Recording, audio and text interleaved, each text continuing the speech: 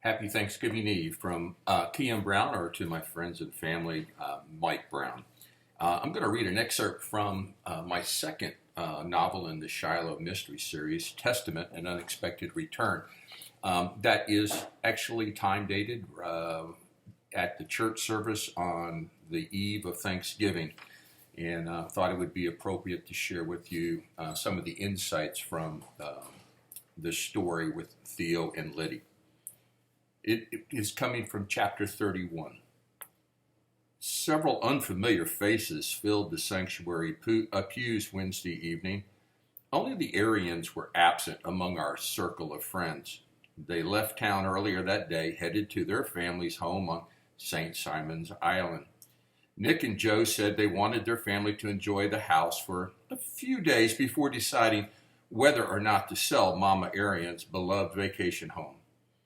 Fortunately, Megan and Andy's arrival overshadowed the absence of the Arians family. Before the service began, Andy, Pete, Jay, and Jim cracked jokes with one another, just like when we first moved to Shiloh a year earlier. Hal helped Hillary and Judy tend to the young children, filling the front two rows. Philip settled in between Megan and Jeannie.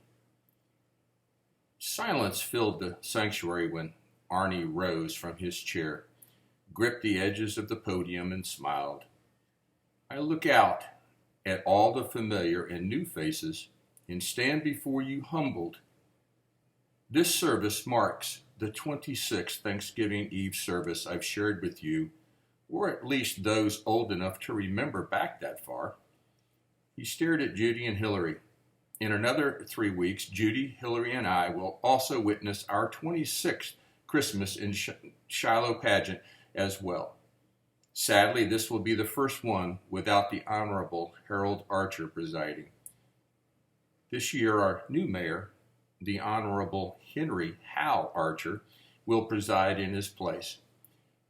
Arnie motioned to Hal to join him on the platform. Well, thank you, Dr. Wright. I'm quite nervous about filling my father's large shoes this year, and will certainly miss his supportive smile the few times I had the privilege of speaking on behalf of the city. This edition of Christmas in Shiloh will kick off the 17th, the Wednesday preceding Christmas Eve. All the decorations on Main Street and Town Square are ready to welcome the arrival of another magnificent Christmas tree to be lit that first night. We have a special night of music planned, and I received confirmation from the North Pole this very morning that Santa will once again be with us. Hal focused on the young faces smiling up at him. I hope to see all of you and lots of your friends there. Arnie's message spoke about how thankful we should feel this year because of God's greatness. He stood over his open Bible, read the 145th Psalm, and then shared, this timeless passage speaks of God's goodness, greatness, and graciousness. Over this past year, God manifested himself right here in our community, changing many lives forever. Maybe we got a bit sidetracked in recent years by tragic events, but that didn't mean God stopped working in our hearts. Arnie panned the room as he stepped away from the pulpit. There are two related questions I'd like to offer this Thanksgiving Eve. How have you, over the course of this past year, testified to the Lord's goodness, greatness, and graciousness in your daily life and the lives of your family members?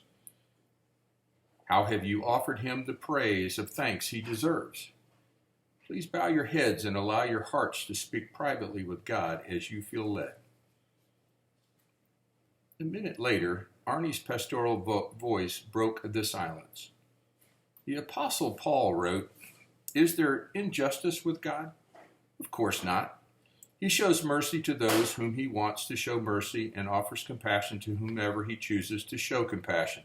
God's mercy and compassion do not depend upon our will or effort, but on God alone. May we all find a reason to give thanks to God this Thanksgiving. Amen." I raised my head as Liddy squeezed my hand and smiled. Beside Liddy, John and Marie shared tears. In front of us, Sam, Susanna, Megan, and Andy hugged one another as smiles erupted.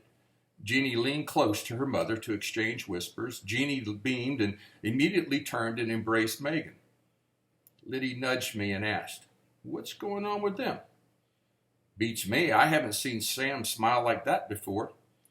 Liddy scooted from our pew first and pulled Susanna aside. They whispered back and forth. Liddy walked back with a smug grin and whispered, "It's a secret until tomorrow at their house.